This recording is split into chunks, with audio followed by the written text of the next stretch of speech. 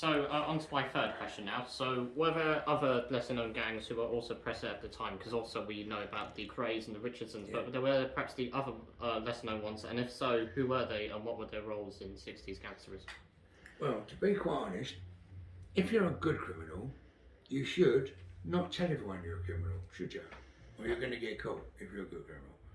And there was an awful lot of other little firms that were around London and the whole of England at the time that weren't clambering for fame with Judy Garland to go and look at me, I'm a gangster. Look, I'm a gangster that knows an actor, and I'm a gangster that knows a bot. They weren't doing that. They were sitting there like that with their collar up, going around doing criminal things. Yeah. So they stopped being criminals and changed their goal. They wanted to be famous, not rich. Right? Most criminals don't give a fuck about being famous. I'm trying to keep out of the paper and earn the money. Yeah. They wanted the picture in the paper of Judy Garland. Yeah. So let them.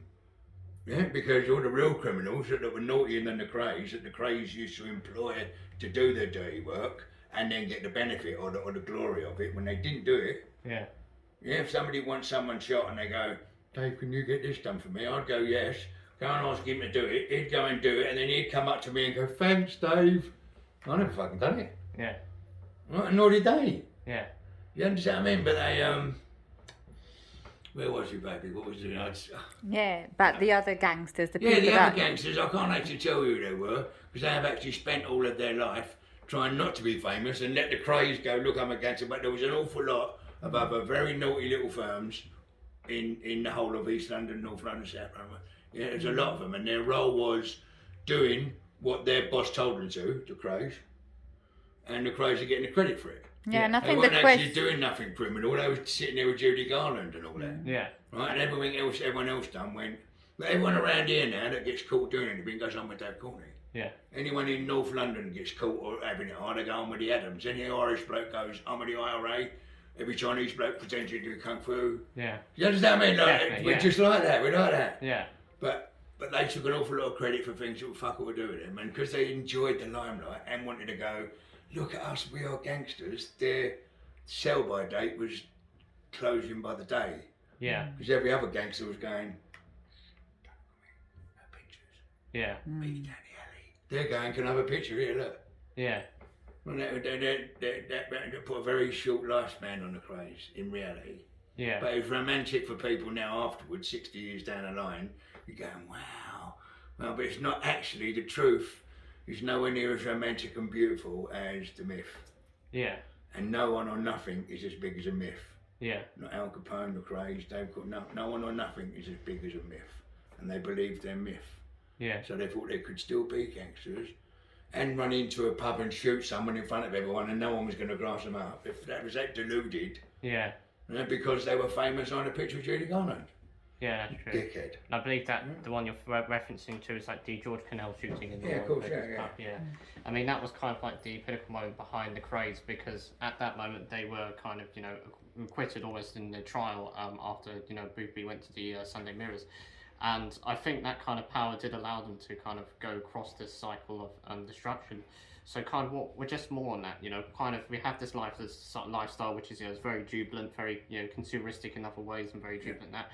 But what do you think about the other side, kind of the more destructive side towards those kind of powerful influences and then kind of having too much power and then going into those sorts of cycles? I think more than 50% of the people that would be given that much fame that quick would get it wrong. Yeah. Yeah, as do pop stars, as do footballers earning billions of pounds a week. Yeah, they got too famous, not too rich. When they died, there weren't no Cray millions, no one owned anything. When mum died, she was still living in the council house they were born in. When there was no Cray millions, it's all myth. It's beautiful. Yeah. Yeah. What was the question? I forgot. What was the question? Sorry. But I think the money was made after they died. Yeah, the money was made after. And it was the fame that they was hunting for. Yeah. They got famous. They never got rich. Yeah. And then once they got in prison, they were trying to do things like sell mugs with their face on it. Well, that's pennies. That's pennies. They never made these. Yeah, they were just trying to earn enough money to buy trainers and live in prison when they was in prison.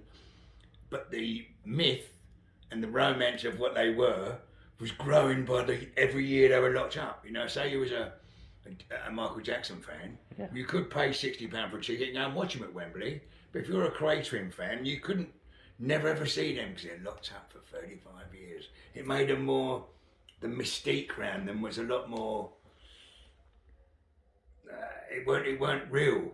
Yeah, Yeah. you understand what I mean? Like over the years, people used to think there was dragons, but there really weren't in the end. And you Yeah, get what I mean? They definitely. just wasn't as real as what the myth portrayed them to be.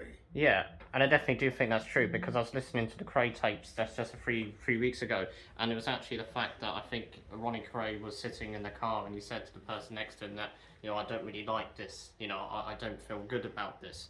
And the fact is that during his earlier childhood, he spent time in the country as well, and he kind of liked that naturality and that tranquility. So I guess that there is that side to possibly kind of many gangsters who kind of want to embrace that earlier part, you know, of innocence and Yeah, kind of, but you can't actually use Ronnie Cray as an example there yeah, because Ronnie Cray was a registered paranoid schizophrenic nutcase. that's true. Yeah, a genuine stamped on the thing, full on nut. Yeah. So that's not the average everyday criminal. Everyone that once they've would love to go back to their a few years earlier. You know what I mean? And stop it and knock it on the head and go back to them. Everyone would, you know what I mean? Especially if you've done a few years in prison, you have a lot of time to think about things in prison. Yeah. And another thing about prison that I need you to know is the myth around going into prison and coming out a better criminal because you've learned all them tricks, right? Yeah. You are going to learn nothing in prison apart from how not to do it. Because everyone in there got caught. Yeah. No one in there's a fucking genius that's going to teach you anything. They all got caught. So what you're going to learn in there, or what you will learn is, if you're in prison with 1,000 people, you'll learn 1,000 different ways that they all got caught. Yeah. Right? And if when you come out of prison, you want to carry on being a criminal, and you can remember all them ways they all got caught, that makes you be a clever criminal. Right? Because no one here is going to teach you how to do it, right? Because they all got fucking caught. So they can't teach you how to do it. They can only teach you how not to. Yeah. Because they all got caught. So that's what makes you clever. You come out knowing how not to do it. Yeah. Not how to do it. I ain't the one. It's a trick. Yeah. You come out learning how not to fucking do it. Yeah.